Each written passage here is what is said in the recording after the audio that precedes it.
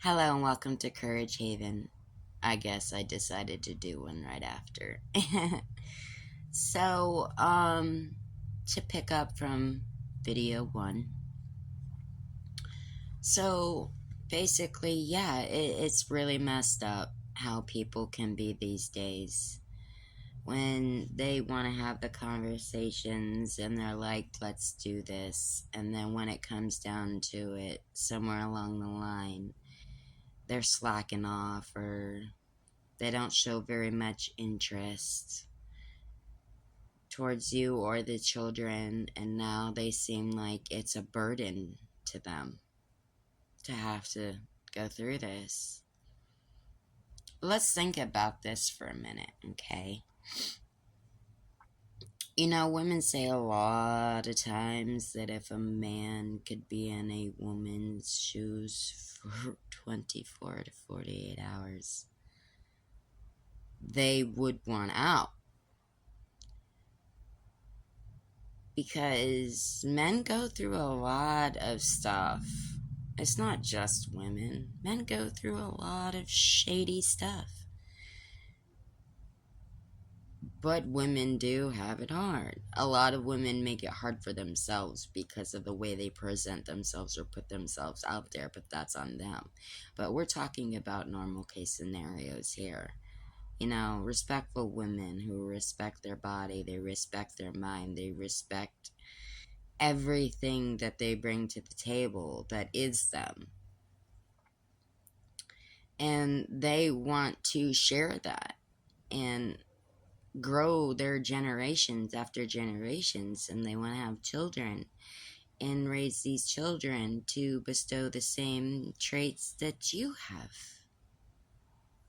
No, because you want your legacy to live on. You want your family line to live on. You know, you want to be whole and prosperous and just so togetherness, just the togetherness of it all.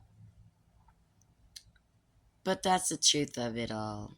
You know, you gotta be passionate, man. You're gonna sit down and have that conversation that you want to have kids with somebody. Well, this is my point on the women. If a man could carry for 9 months, and it's not even the carrying, okay? That's the easy part. Laying in that bed and spreading your legs with some doctor between your legs, with their hands all in there, delivering this baby. Can you imagine what that woman is going through when she's got a 6, 7, 8, 9, 10-pound baby coming out of that little tiny hole? It is excruciating pain. Let me give you an example, dudes. My second child was 4'4", 19 and a half inches long. My first child was look. I have to look back because, let me tell you, they're 21 and 23 now. But my point is, my oldest ripped me more than my youngest. And my youngest was smaller.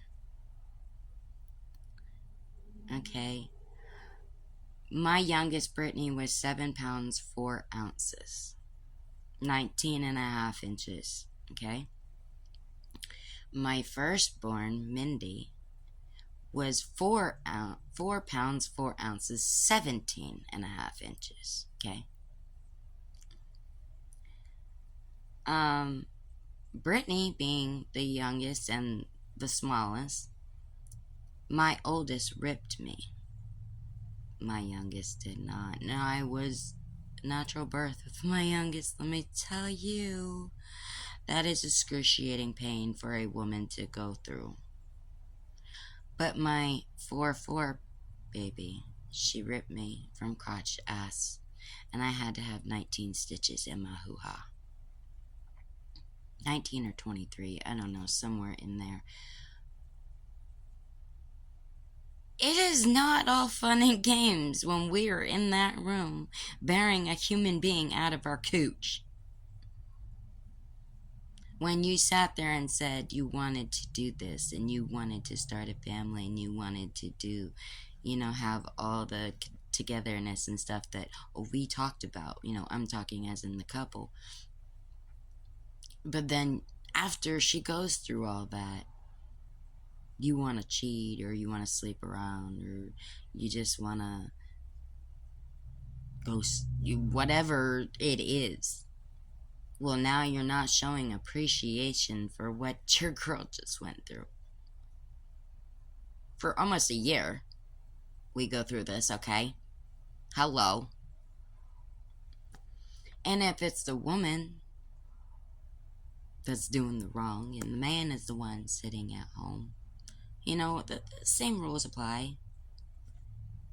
It shouldn't be biased.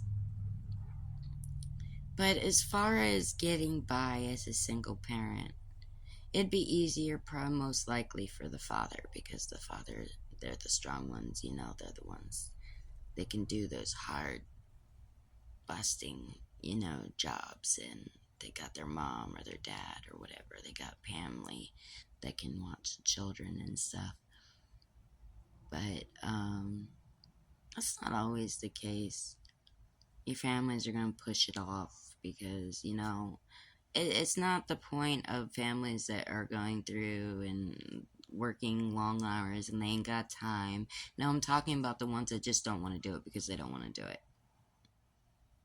They don't want the responsibility of being togetherness with the family and, being a whole and, you're learning stuff from your grandparents and stuff like that. There isn't that because they don't want to take the time out to spend time with their grandchildren and without the parents and just, give them a day or two. Give them just, even if it's an afternoon and, just so they can breathe. They can feel like, okay, what do I want to do? I have like 5 hours. What do I want to do? So they can do something they want to do and just breathe, take a shower, whatever, watch TV, and just have just a couple hours of some relaxation time, some downtime. And then you go pick up your kids and you go to cook, whatever. My kids are grown, like I said, 21 and 23, but you get those people where they got the baby kids, they small, they tiny, and they're going through a really hard time because they don't know what the hell to do. They don't have nowhere to turn because nobody's got time. You'd be like, oh, I got a party to go to. I ain't got time for you. A party's more important than your children or your grandchildren or your niece or nephew or... Look, life is hard.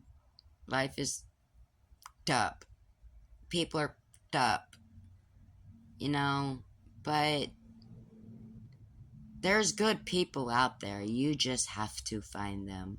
But when you find them, you gotta find somebody who matches your energy and matches the energy that's right and good and healthy for your children as well. When you're finding somebody to fit that hole, you gotta make sure, and it's so much to it because you gotta make sure you click with the person and you gotta make sure your children click with the person, because let's face it, it's really hard to trust people with our kids these days because they can say whatever they want, but the proof is in the pudding.